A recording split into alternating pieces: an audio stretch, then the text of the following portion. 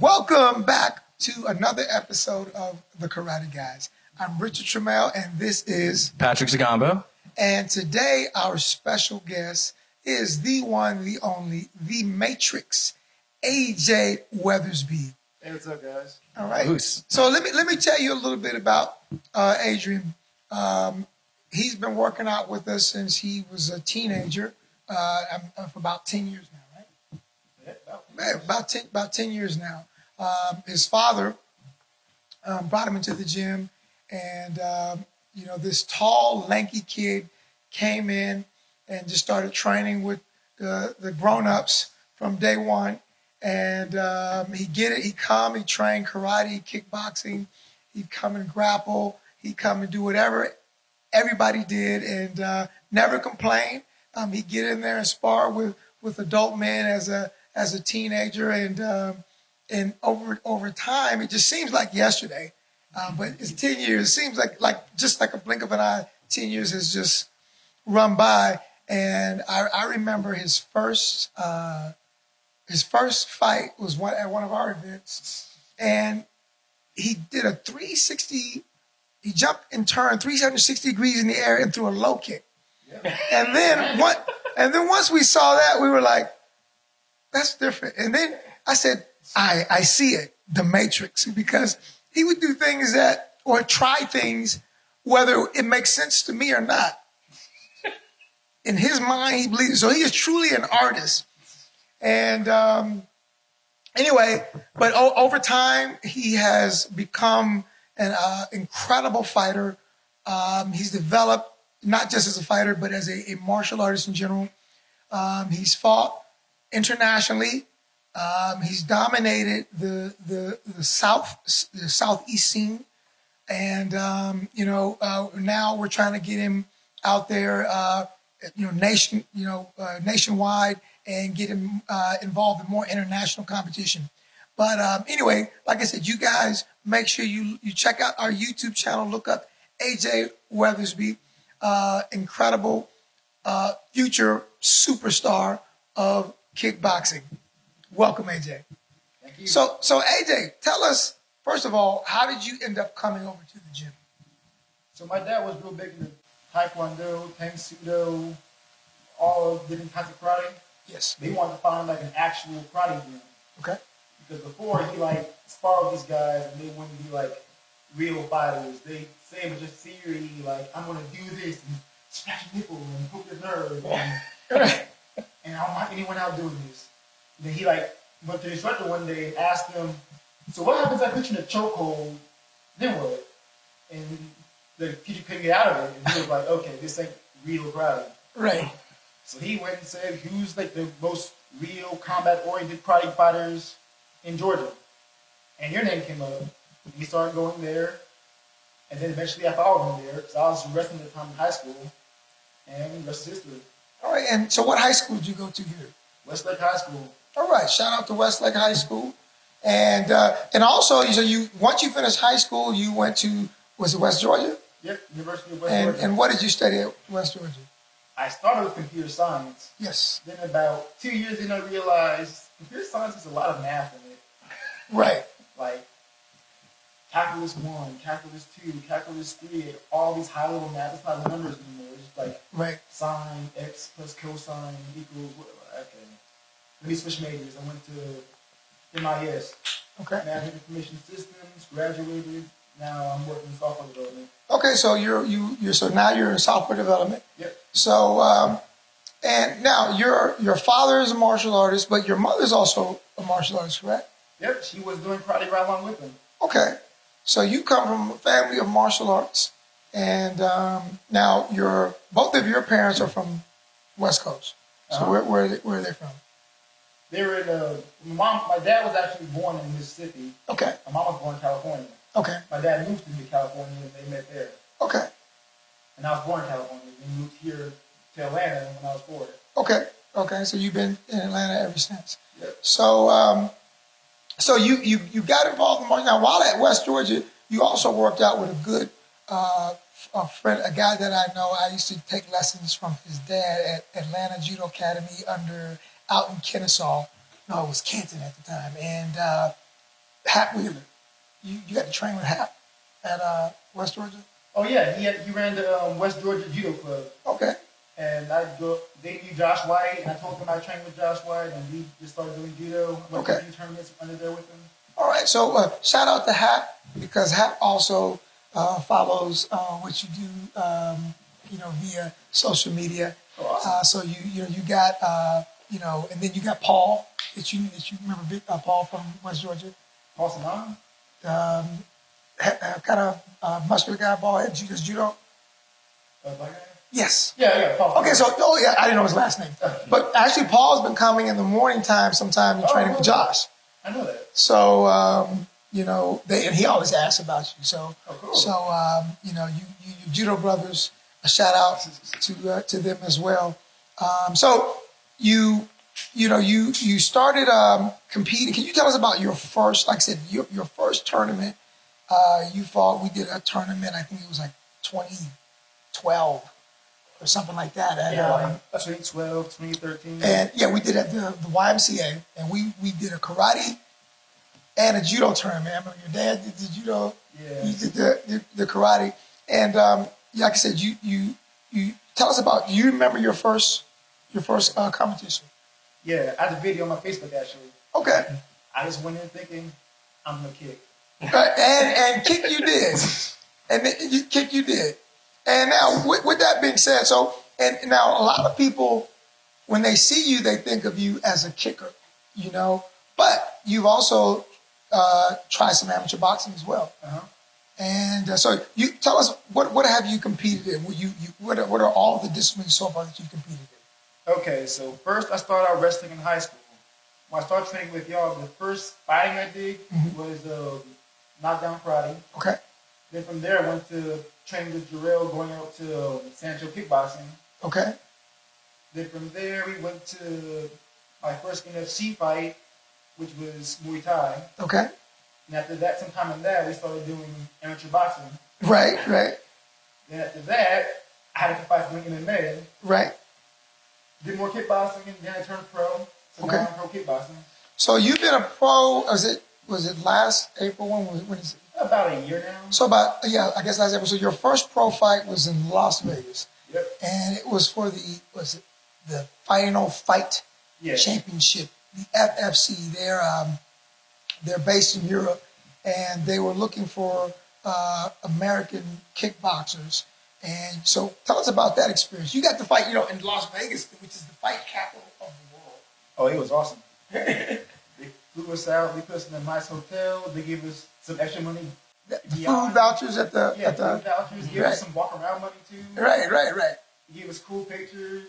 It was cool. Right. And one thing I can say, now, this guy, we get there, he has to do a weigh-in. He's making weight, and at the same time, he's on a laptop working all day. I forgot about that. Yeah. A lot of people know. I mean, like you were working all day. You would go and you do your conference calls or. Yeah. So I was still working doing software development for ServiceNow. Right. So I didn't take any time off. So that entire day, I was like just doing my work, going on meetings and all that, while wearing my sauna suit, cutting weight. Yeah.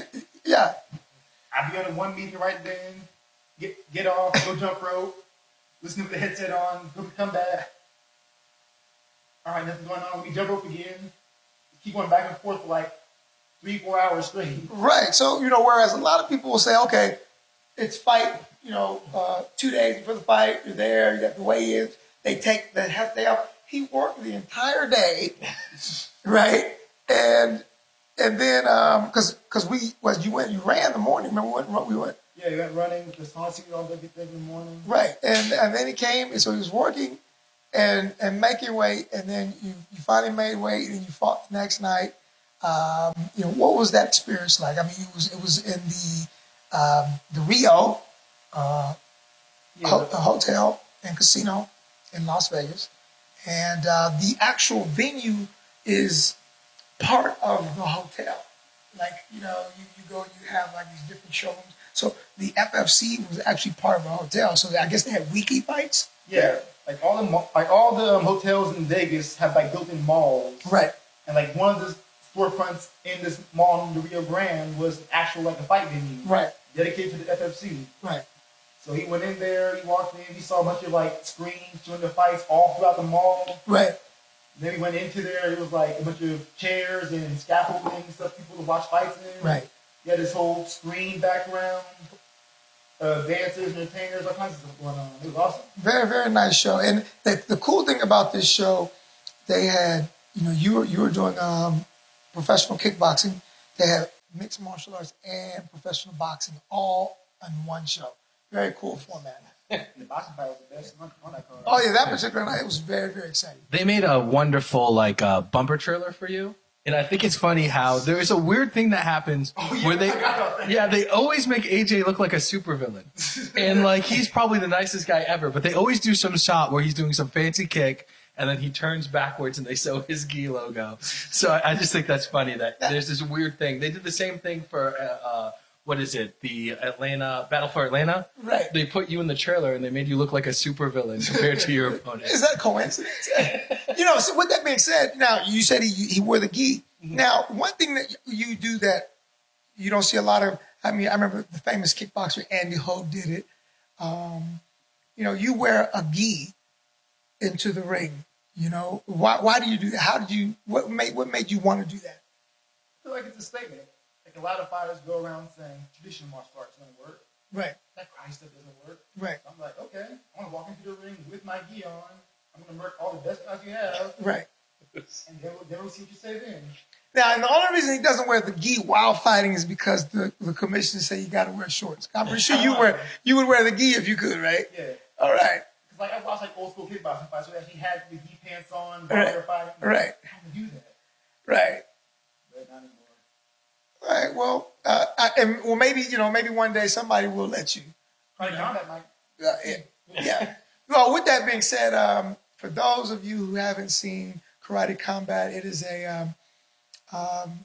another new fighting sport that's out there that features karate fighters in a pit. And, we've sent information asking Karate Combat to get this guy on their show. So anybody from Karate Combat who's listening, you guys need to get him on the show. You're missing out if you don't.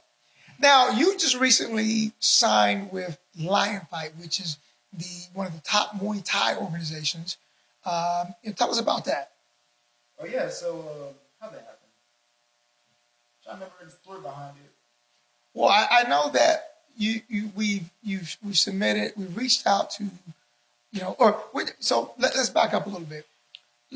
You've been able to fight here locally as an amateur. And then later on, as you started to become an experienced amateur, it became difficult to get you fights. Yeah. I know you had to fight guys from, other places. I know we went up to Tennessee. You fought some guys, not Tennessee, but they were from Tennessee. Yeah. But we were North Georgia. You fought some guys from Tennessee. You at one of the fights, which was it? Wasn't NFC? It was the Blackeye. Oh yeah, Blackeye. You fought a guy from South Carolina, and I know you said that you went down to Mobile with Jarrell and fought in the Sancho tournament. Then as far as the guys in your weight class, you fought as an amateur, you fought all the top guys in your weight class, and then it became difficult for you to get fights. What happened there? I mean, the higher you go, the lonelier it gets. Really? By the point I got to about 15-2, I started looking up databases and stuff on kickboxing. There's only about five or so fighters I could really find that had records of 10+ wins, and Right? less than 2 or 3 losses. Got you. And trying to fight those guys, they were all scattered around.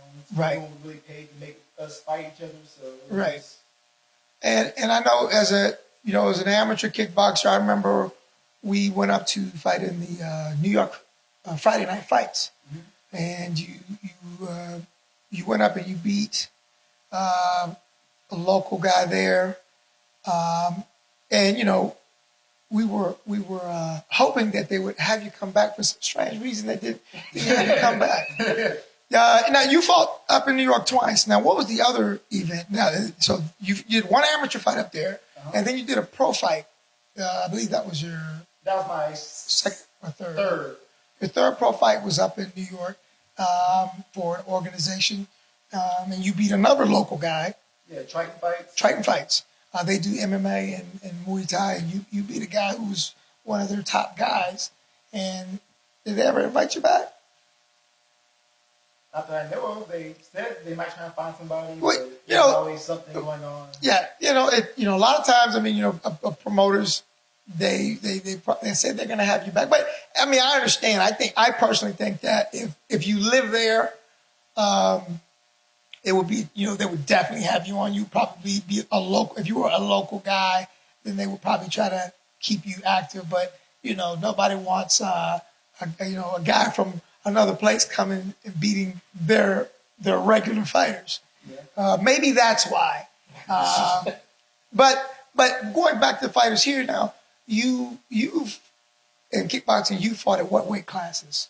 I fought at 165, 170, 175, and 185. 185. So that's, man. So it doesn't matter to you if a guy is heavier, you'll go up and fight. I mean, not many guys can say that, because now you fought, what fight was that? You fought a pro fight here where you went up to 185? Yes, I fought my second pro fight at the NFC at the Pink Pony. Okay. And then was another one, right? Was there another one at 185 here? Yeah, that was the one in New York where I fought okay. at Triton Fights. Gotcha. And then now your last fight here was this past July. Yes, that's why I fought Ricky Rainey.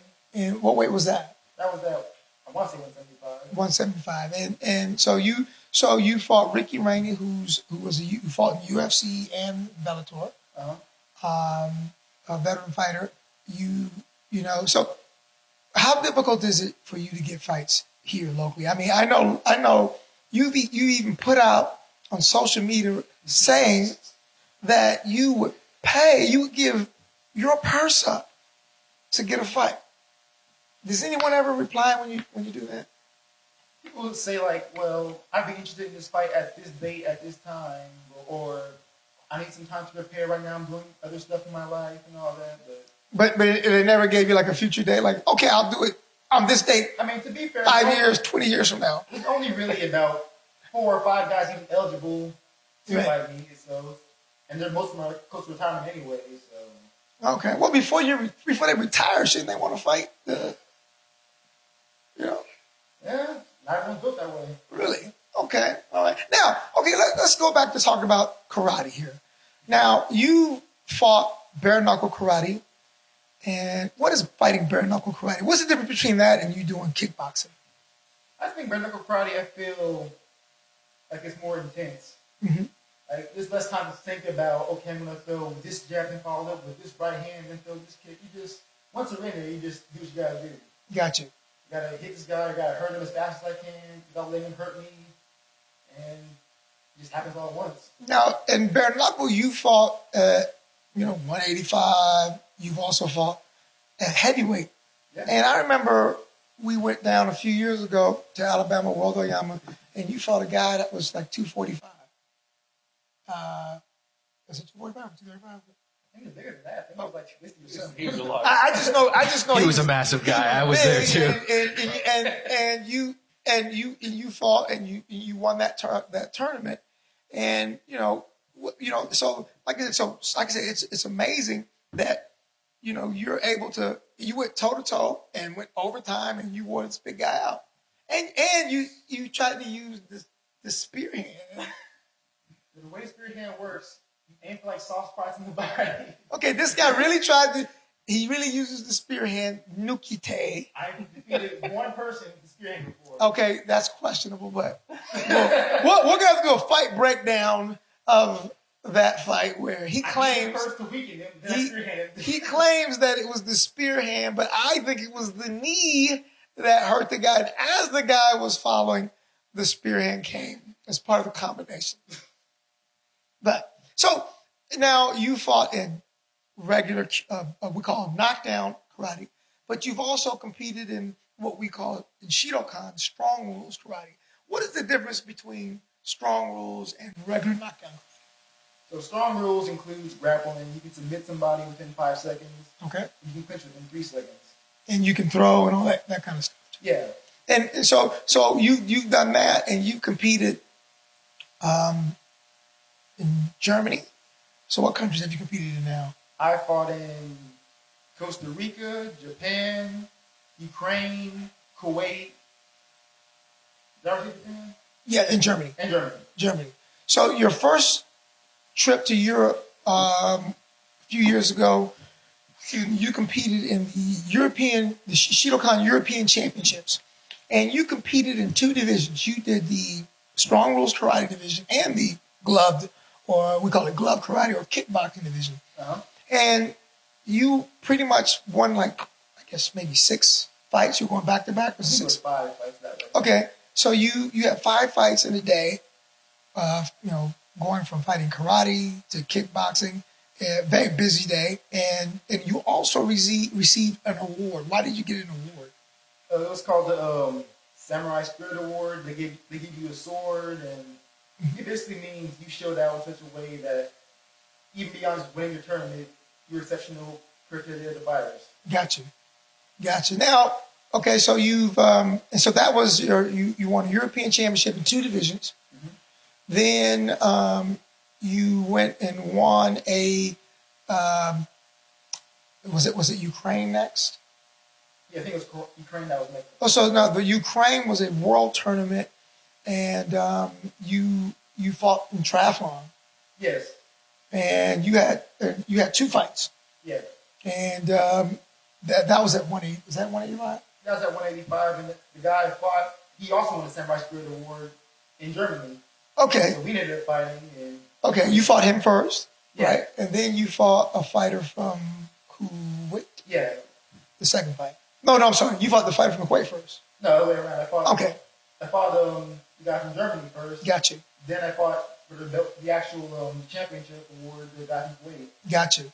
And then you fought in, you also, in between those 2, I think it was Costa Rica. Yeah. So you fought a triathlon fight in Costa Rica, and you fought a guy who was a veteran MMA and Thai boxer, and a veteran karate fighter as well. Yeah, I feel kind of bad about that fight. And why is that? It was just, you can kind of tell by like the second or third round that the fight's pretty much decided. But So they won't throw a towel in out of pride. well, yeah, because I know you dropped the guy several times during the fight. You actually dropped them in each discipline. You had the karate rounds, and I believe you landed a knee, then knocked down, and then you got the kickboxing round.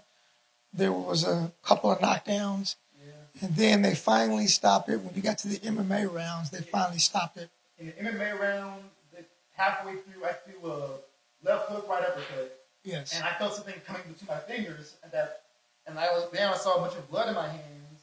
And I looked at his face, and looked at the ref, yo, this has to stop. Okay. And the ref took a look at the other guy and just leave it off. All right. I don't know what happened to him. They said something happened to him after the fight, but he's fine now. So. Oh, he didn't die, did he? No, he's fine. So okay. So then let's go to and then let's talk about your most recent Shidokan event. Was you went to the All Japan? You, Pat, Jarrell Bowman, and John Vaughn, who we had on our show, was our last guest, correct? Mm-hmm. John Vaughn was our last guest, and you went and you fought in the Shidokan All Japan Championships. Now, you did 3 divisions. You did the Bare-Knuckle, the Strong Rules Karate division, kickboxing, and triathlon. Now, how many fights did you fight that day? 7. 7. About 7 fights because I wanted to. I don't think anyone had done it before in the Shidokan organization and won all 3 of them.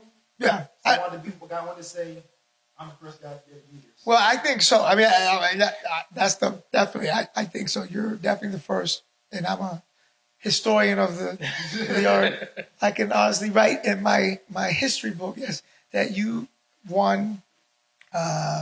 Like I said, those 3 divisions, and when next time we'll add a 4th. You got to win the kata division too. then you'll be truly special, right? And he fought overweight, right? Like, so in karate, you did a couple different weight classes.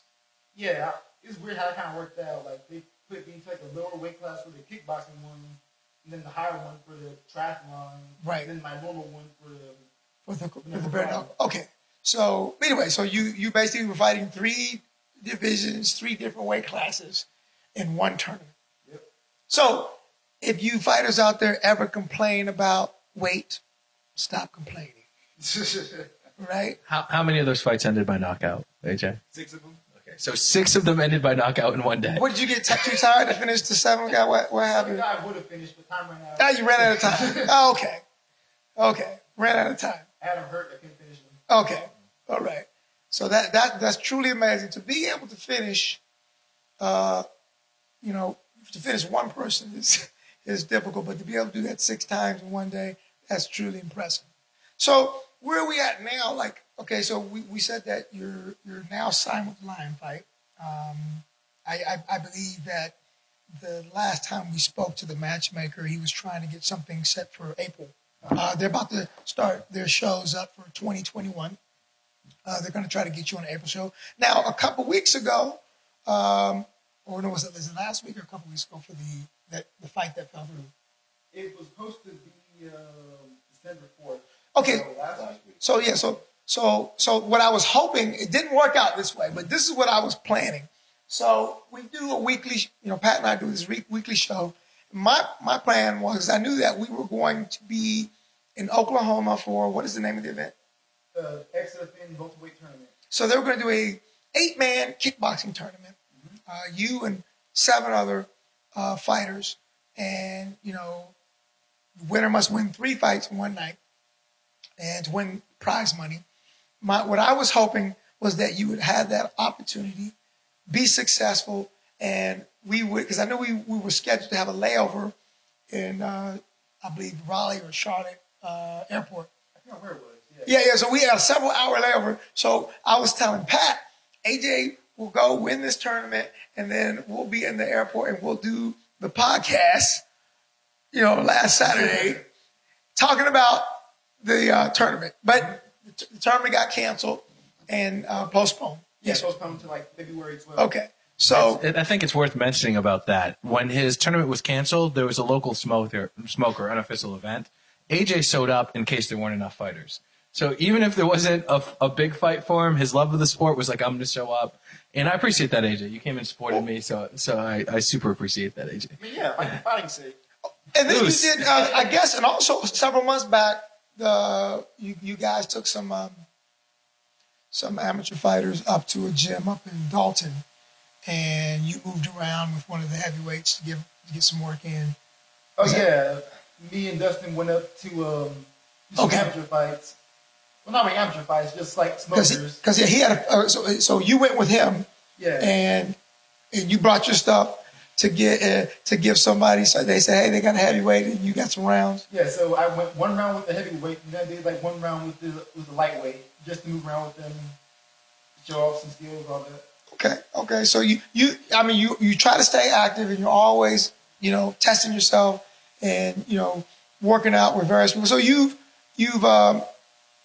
recently you started working out with a couple of the Atlanta kickboxers, some heavyweight guys. Who are those guys you've been training with? Oh yeah, Warren Thompson up at Knuckle Fitness. Hello, Warren. Yeah, a lot of the heavyweight fighters go up there to train. Okay. I figured I'm not realistically going to fight any of them, so why not? Okay. So train with them every Wednesday around what time? Like 5:30, 5 o'clock. Okay. And we'll just get some work in, spar, move around a bit. So let's tell us about your workout routine. What does the Matrix do to train?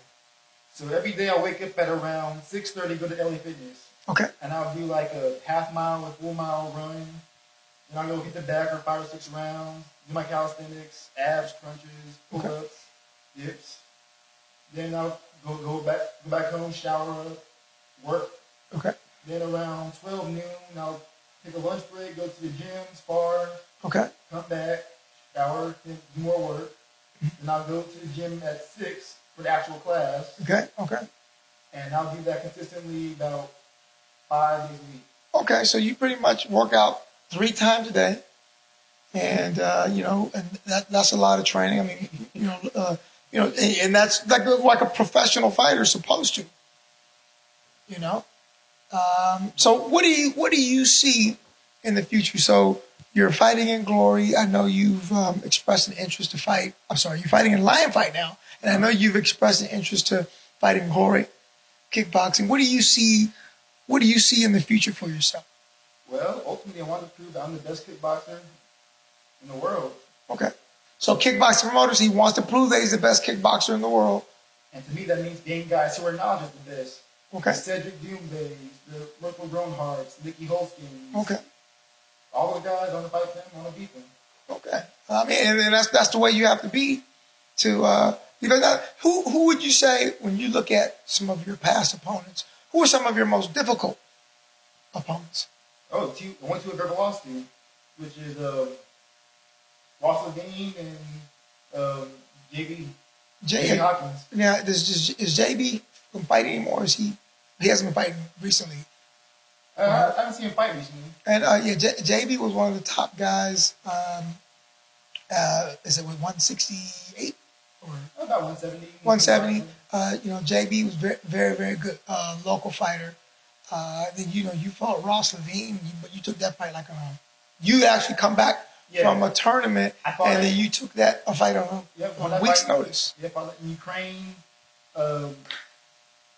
like that day. Then like on the way back from the airport, Leo reached out to us and asked us if we want to fight the next weekend. Right. Down in Atlanta, I said, I don't feel hurt. Sure, why not? Right. And then you went and fought with Ross, who's one of the best sport karate fighters in American history, and who's also now fighting in Glory. And didn't he get knocked out of the year last year? Yeah, he sure did. Yeah, he had a beautiful head kick knockout against another guy, a well-known kickboxer named Thomas. Can't remember the guy's name, but he's from France originally. And so like I said, you fought some. Even in, like I said, in the fight you fought JB, that was such a close fight. It could have gone either way. And I know you never got an opportunity to get a rematch there, but I mean, it was still, a wonderful fight. Even you fighting, a veteran like, Ross, wonderful fight. Is there anybody you can think of in your or around your weight division that you have an interest in fighting? I want to fight everybody. Anybody can get it. I'm going to make Max Ross. I want to fight all the guys in my division. All right. I can go fight some of the heavyweights if I figured we can meet somewhere in the middle. I got you. So, with that being said, so you're a lot of people might not know this, but when we're talking about Glory and we're talking about Lion Fight, we said Lion Fight is a Muay Thai organization. So you fight kickboxing and Muay Thai. So will you please tell the viewers the difference between the styles? So kickboxing, like it sounds, it's boxing with kicks. Okay.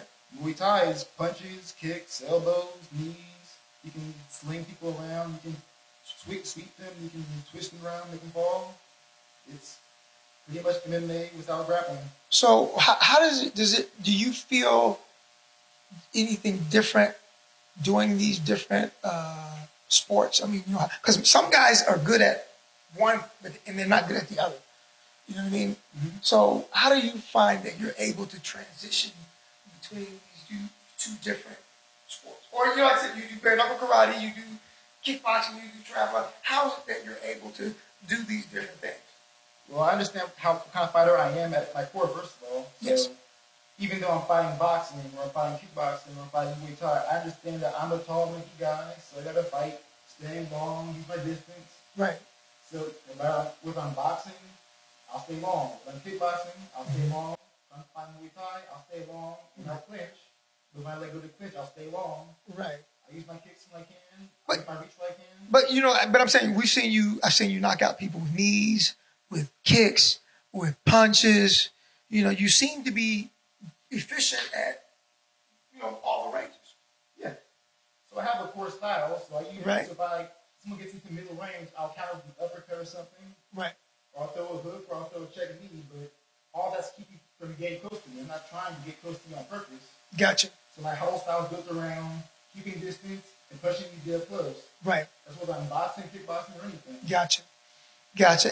And also, like I said, when you fought in Germany and we were doing Shidokan strong rules, I noticed that you were able to throw a lot of people. You look like a judo expert. I mean, and that's in close. I mean, you even threw picture perfect throws and remained standing. You know, so how are you able to pull that off? I mean, I've been training with what's the name? Half Wheeler, Josh.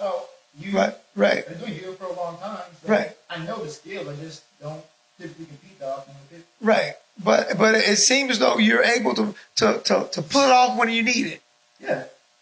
There's a lot of guys in Shidokan don't necessarily train all three like the style implies. Gotcha. So when it comes to executing it, they didn't know how to respond to it. Gotcha. Now, another thing that is different about with a lot of fighters, like I said, you said that a lot of people, a lot of times they don't respect the traditional martial arts. And would you consider yourself a traditional martial artist? Absolutely. And I noticed that you're a legitimate Shidokan black belt. You can do pretty much all the katas that we have in our system. Mm-hmm. A lot of times I see guys they'll do the fighting aspect, but they can't do the martial art or the some of the other aspects of karate. Do you feel that this type of training that you do makes you different, or it helps you in a unique way? Absolutely. So what I see is a lot of people don't necessarily like martial arts. They might like to fight, they might like to do martial arts, but they don't like to combine it all to one thing. Gotcha. So I'll do different stuff, like I'll take a step and do a side, I'll do something out of a kata in a real fight, and it'll seem like I'm just making stuff up, but it's really textbook kata stuff. The bunkai, the applique, hidden meaning of kata. You got to do a video. All right. So now let's go back to, like I said, now your father is also a black belt in karate. And he also has a black belt in Tong Sudo. Mm-hmm. And Shidokan, Tang Sudo, and so he's pretty much a lifelong martial artist. But now your father is also a pastor, correct? And so is your mother. She's not a pastor, she's a preacher. Oh, I'm sorry. Now, she's offered to be a pastor. Okay, I got you. So they both spread the gospel. Yes. So what church? Mount Pleasant Baptist Church. Shout out to Mount Pleasant Baptist Church and Reverend Mr. and Mrs. Weathersby. And so now, another thing a lot of people don't know about you that I found out just by looking at your Instagram page is that you can skate. Oh, yeah. I've been going to Cascade skating rink for the last year or so. Okay, he can do all the turns and backwards and spin. Looks like figure skating on roller skates. Now you injured your ankle one time, and then you went and fought like a few days after injuring your ankle. Yeah, so I was in Cascade trying to learn how to spin in different directions than I normally do, and I fell and twisted my ankle a little bit, like the week before I went to fight in New York. Yes. So it was mostly healed by the time I got to New York, but then after the first round, I threw a kick, and I took a step back and planted the wrong way, and I re-injured it. Gotcha. So for like the second half of the first round, I was just trying to finish the guy as hard as I could, just punches, throwing everything I could because I knew by the second round I might not be able to get back up. So do you have a favorite technique? What are your favorite techniques? Oh, my go-to is the jab. The jab. Whether I'm kickboxing, karate, anything. And my first thing you want to throw is the jab. The last thing you want to throw is the jab. And how about kicks? What do you have a favorite kick? My favorite kick would be the spinning back kick. The spinning back kick. I love the spinning back kick too. Pat, what is your favorite kick? Probably side kick or low roundhouse. I like the front left roundhouse to the head. Okay. But I think the most effective has been the low roundhouse for me as a heavy guy. Yeah, you do have a very good low kick. My most terrified kick of AJ is his side kick because his jab sets up a side kick so well because you raise your hands to defend your face, and it just gets there every time. It's my top fighting style. Jab, side kick, jab, side kick. Which you may know from, I think it's Pinion number 3 does that, or is it Pinion number 4 where you jab and then side kick? No, it's even the number back 2. fist, Yeah, back it's even fist, number 2, back fist yeah. side kick. So Mate, is that where that comes from? Pinion 2, kick, right? That's part of it. Right. So what do you see, like I said, right now, things have been slow competition-wise because of the pandemic. And, it looks like, events are starting to be scheduled for this upcoming year. So like I said, I know we're waiting to hear back to see if you have an opportunity to fly and fight. You have a tournament that was supposed to be last weekend. They postponed that. So what are you expecting to do? Are you familiar with any of the fighters in this 8-man tournament? I know of 2 of them. Okay. The guy, I forgot his name, but he fought Raymond Daniels. It was like a viral video with Raymond Daniels spinning back kick and caught him in the groin twice. Right. And it was ruled no contest. So. Right, I saw that, and that was really, really hard blows. I mean, they looked accidental, but he got really nailed. So if you fight that guy, first thing you should do is kick him in the groin. I'm teasing. You're just faking it. Flashbacks. The other guy recognizes, I want to say his name is Jake Lindsay. Okay. I've seen a few of his fights online, but I didn't really know who he was until his name came up in this tournament. Gotcha. So I know of them, but the rest of the fighters I'm not too clear about. Gotcha. Yeah, I know in your weight class, I know there's a couple guys that fight in FT. I've been fighting Corey. Troy. I remember the guy's name. Troy Jones. And then, yes, sir. And then there was one guy. Now, I know you've communicated with one guy but about you two possibly meeting, but it never happened. Like, I know you over time, you've reached out to other kickboxers to see if you could get matches made. What's the guy's name? I can't remember. From like DC or something? Which from DC? I do remember. Or Ohio. I do remember, I know what you're talking about, I just can't remember his name. But he's a pro kickboxer, like, right. I think 3-0 record or something around that. He's trying to get fights out here. I'm trying to fight him, but it's just so far away. I got you. With all COVID going on. Right. Okay. Well, I mean, so that means that right now, so some fighters can use the pandemic as an excuse. But once this is over, you got to step forward and you got to fight, put up or shut up, right? Yeah.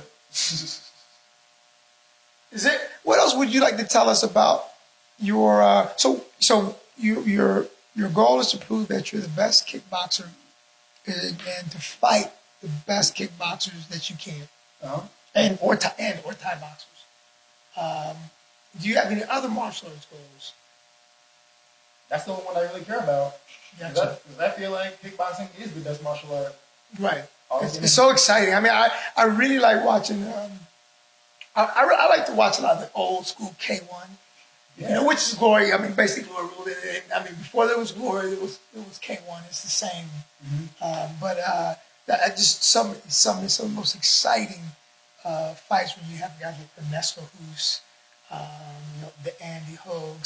I was watching Sam Greco and Ernesto Hus fight recently.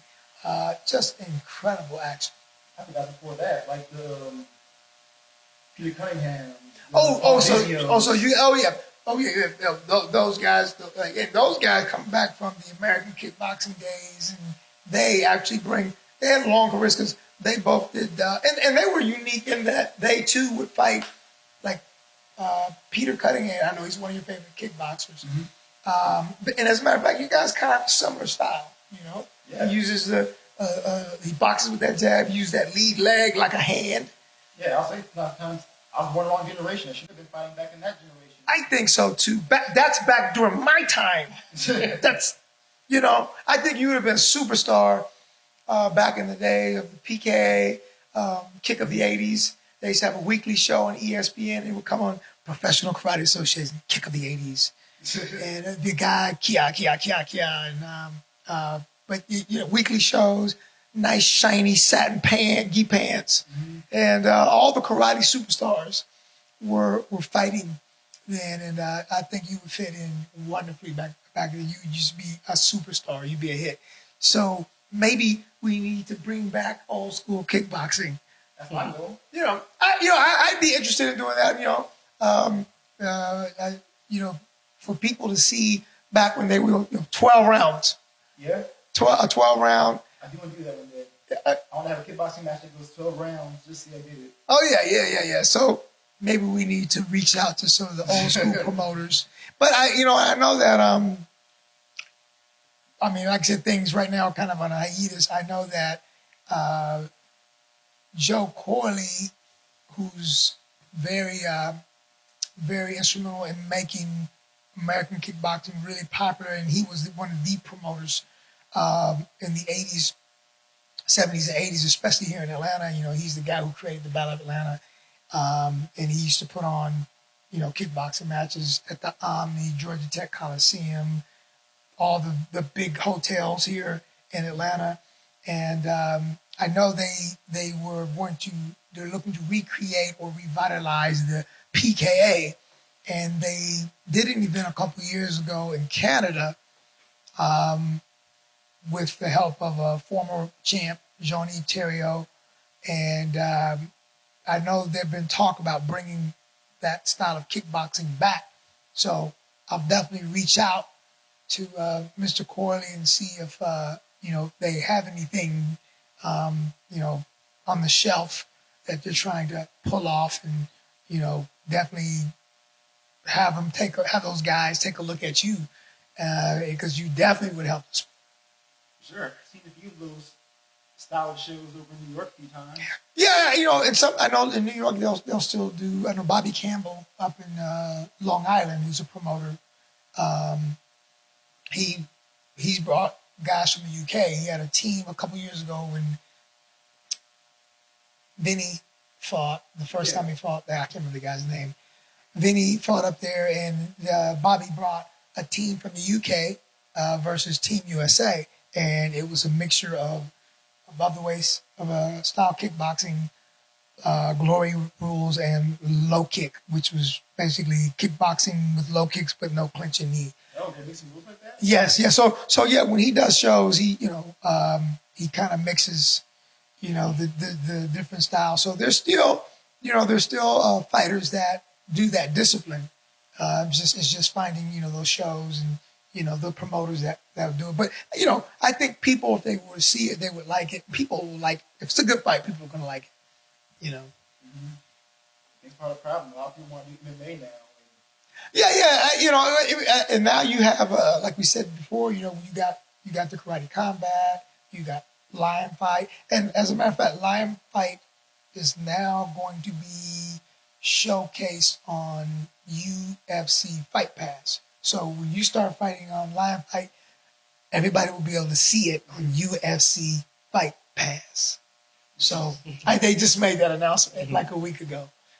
I told you about that, right? Yeah, I saw it. So that's how you guys will be able to see him when he fights for Lion Fight on UFC Fight Pass.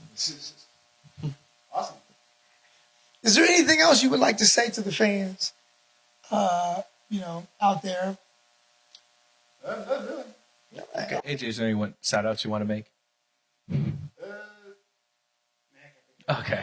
It's okay if I ask him some questions? Oh, wait, yeah, I was going to say before we're done, you got to do the... Of course, I'll ask him some questions. But actually, so of all the fighters on here that we've had, I feel like I know AJ probably the best. But that's hard to know because AJ's so humble. He doesn't really talk about himself. He helped me a lot when I was first starting. So I have a lot of questions for you. The first would be, you started when you were about 14, 15, right? Yeah, about 15 years old. Yeah, but you were taking the adult class, right? You didn't. No, he never did the kids. He was like, yeah, and even if he was 12, he was like 6 foot. He was the same height then, so we would still put him in the adult class. Still, I hear that was the Wild West days of the gym, so people were going a little bit harder. What was your mental game that at 15 you could fight people? And I've seen you spar your dad. Your dad does not go easy. Big bro. So how did you get through that? What was going through your mind? I think you just gotta be have a certain mentality about fighting, period. You just have to be someone who thinks, I'm going to try to win. And back then, in the old gym, we had that blood stain on the wall from that one incident that we never cleaned just for people to know. How did they get there? You tell me. I don't know how it got there. Just that little blood stain on the wall was just to let everyone know. We come in here trying to swing and act tough. Right. Something happened to you. Okay, so one thing I super respect about you is there's a lot of fighters that try to make a name for themselves by talking trash. That has never been your way. You're more like GSP, where you let the work speak for itself, and you've been very polite. Has that prevented you from getting fights? Have you dealt with any difficulties for being a more classy fighter? I wouldn't. I'm not sure, because most times people start like talking mess and making all these personal jokes and all that. They don't usually fight anyways. So. Did anyone ever get under your skin when they were doing that? You know what? I don't think anyone's ever really tried to call me out on a disrespectful level before. Okay. I'm sure I would get mad, but everyone's for the most part just been, you gonna fight? Sure, I'll fight. You fight. I get on. No one Yeah. I mean, you're paying people to fight you at this point, right? So you're putting offers out there like, hey, that's how excited I am. So I don't think it works to talk shit about you because you're always down to fight. Yeah, that's bigger. What's the point of trying to get mad and all that? I want to fight you anyway, so let's have fun with it. So in traditional martial arts, there's a whole philosophy aspect to it. We say things like no self-serving fights, stuff like that in Shidokan. You present yourself as a very traditional martial artist. What are some of the philosophies that you hope people learn from watching you and that you hope to uphold? The biggest thing is fight for the sake of fighting. Don't fight to try and build a name or try to get a following or try to reach any particular goal or make money. Just do it because you love it.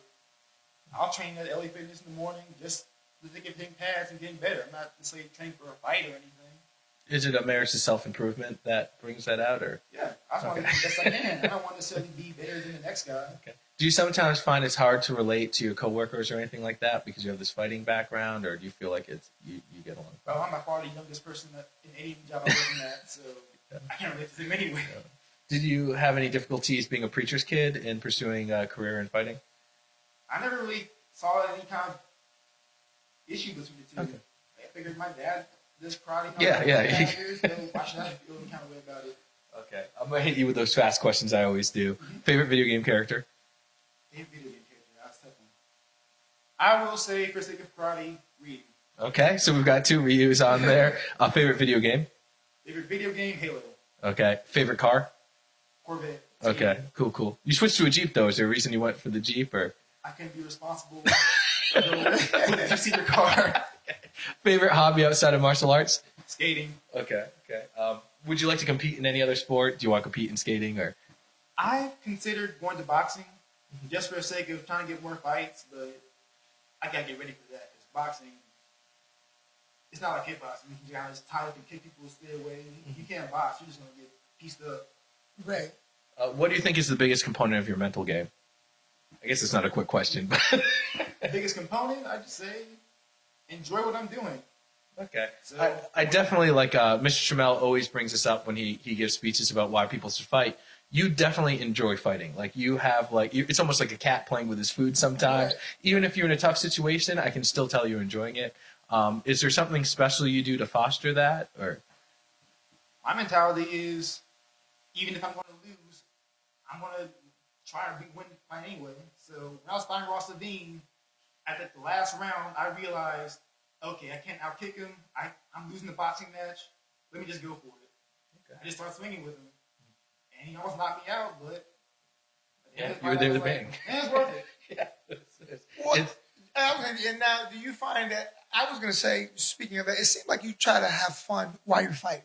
Like, it look, like say, you'll try things, you'll jump and spin, and you'll try things like what's that dreaded kick? The scorpion kick. Scorpion kick. I can't. It's a spinning back kick without the spin. You'll do the scorpion kick. I'm not going to bring to that one back. We almost got him, guys. You'll try techniques at some guys that are kind of dangerous, and I'm like, no. But you still try it. So you're obviously having fun. Yeah, for sure. That's the point of fighting to me. Like I watch movies like Boondocks or right. The Last Dragon thing. You know what? I'm gonna try that in a real fight one day. So anybody that does fight choreography for the movies, and he does it for real. Okay. Favorite action star? My favorite action star. I'll say Jean-Claude Van Damme. Okay. Favorite technique Jean-Claude Van Damme has done? The only one he's known for. The Split kick. The helicopter kick. Is there any other technique? Okay, I'm sort of out of fast questions. So same question that I ask most people, which is, who is your favorite 2019 semi-knockdown champion who's testing for brown belt next week? Who fought in Japan? Who fought in Japan with you? Oh, I like it. Which Pat? Pat Zagambo. Okay, and here's a real serious question. For people like me who are coming up, I may be older than you, but I use the phrase little big brother, because although you're younger than me, you're definitely more experienced, you're definitely wiser about fighting. What's your advice for people like me who's just trying to make it? Just find a way to have fun with it. Okay. That's the biggest thing. If you don't enjoy what you're doing, you're not going to get that much farther. I just wanted to say, of course, I appreciate you always supporting me. AJ, you were there for my first fight. You were there last week for my last fight. When I was freaking out in Japan, there was a big smile on your face. You're like, what are you worried about? J1's bigger than this guy, Chuck's bigger than this guy. So you've always been a grounding force, just like everyone else. And I appreciate you, little big brother. Well, AJ, thanks again for joining us, and thank you for taking time out of your day to come and be on our podcast. Viewers, you will enjoy it. You look out for wonderful, great things in the future from AJ. And remember, fight promoters, give us a holler. He's ready. And we'll definitely have AJ back on. So if you have any questions, even if you're from the gym, make sure to throw them in the comments. We'll collect them. I love catching up with AJ. Now, with that being said, I don't think we've done this before. If you guys out there have anything you want to hear from us, or you have questions you want us to talk about, let us know. Oh, definitely. Let us know. Especially with people like AJ, they're so humble. They'll never talk about themselves. They'll do things like win a tournament somewhere, and I'll find out in passing like a week later, like, oh yeah, I won that fight, et cetera, et cetera. So make sure to give us some questions. It's hard to keep up with how accomplished these people are. I do think we should have one topic. What's that? Developing fighters. Developing fighters. Okay. Particularly in Georgia. So what do you think we need to do to develop fighters? I mean, because what do you see when you look at the young fighters now? The level, skill. What is your perception of what you see? Oh, this past fight show we were just at yesterday? Yes. I saw a few guys there that were training when I was starting out training. We're still amateurs. Don't look that much better than they did 5-6 years ago. Really? And I'm questioning, like, okay, how are these people still the same level? Then I'll look and be like, a lot of them don't have real coaches or real teams. They're just kind of doing stuff. Well, with that being said, I mean, I like when I was coming up, all your coaches, they were old like me or older, right? Now I see coaches, for me as a coach, I see guys that are like under 30, and they're and I'm not saying it's not possible. I'm not saying that you can't be a good coach. I mean, anybody could probably be a good coach, but to answer that question, you see, technically, some of the young fighters we see that might not have the fundamentals that they maybe should have. Okay, the reason you see that is it goes back, like I said, if the trainer doesn't have the fundamentals to give, then that's why you see, and I'm not saying the level of fighter is bad per se, but there are a lot of bad fighters in the fight game in all combat sports, and I think that's because everybody today wants to be a coach. Everybody wants to tell somebody what to do. But let me tell you something, fighters. The only real coach you do have coaches. Don't get me wrong, but it's you who determines if you're going to be a good fighter or not. Yeah. Okay? It's you. People can share with you things. They can give you things, but it has to be something within that makes you a good fighter. And I think that you get a lot of people that convince people, like, I convince you that I can make you a good fighter. So I think that's the problem. If I answer that correctly. Yeah, that's right. So yeah, there's I think in young fighters that looking to get into the fight game, make sure you don't just take advice from anybody. Don't hate on my Zoom class, Sensei. What's that? Don't hate on my Zoom class, Sensei. No. But I mean, what does it take now to be a guy? I see guys that You just put the name in front of your, they have less than 5-10 fights and they're coaches. Like my coach, the late Asa Gordon, once told me, he said, Richard, by the time you understand everything you need to know about fighting, you'll be too old to do it. And what that meant was, I better understand, based just from experience and just watching over and over again. It's not, like I said, now they want to make it rocket science. You know what I mean? People want to make things complicated. And it's not that complicated. Yeah, I say it looks like an old school feeling gym. But when I come to your gym, it feels like an old school gym. You'll see posters from like the 80s, black and white pictures. You'll see. I'm not in those black and white pictures. Dozens of You actually are, but yeah. You'll see like dozens of fight posters from past fights just covering the gym walls. You'll see worn bags, worn out gloves. Yeah. Creaky floor. It feels like an actual fight gym. Well, what I always tell people, like every gym that I've ever trained in to get, ready for fights was never like the air conditioned, it was never comfortable. You can't, you have to create an environment that puts fighters on edge. You can't be too comfortable. So comfortable with comfortable with discomfort. Exactly. You must become comfortable with discomfort because fighting is about dealing with discomfort. Yeah, I remember back in the old days, I was just starting out. You came to a gym, you felt tension in the air.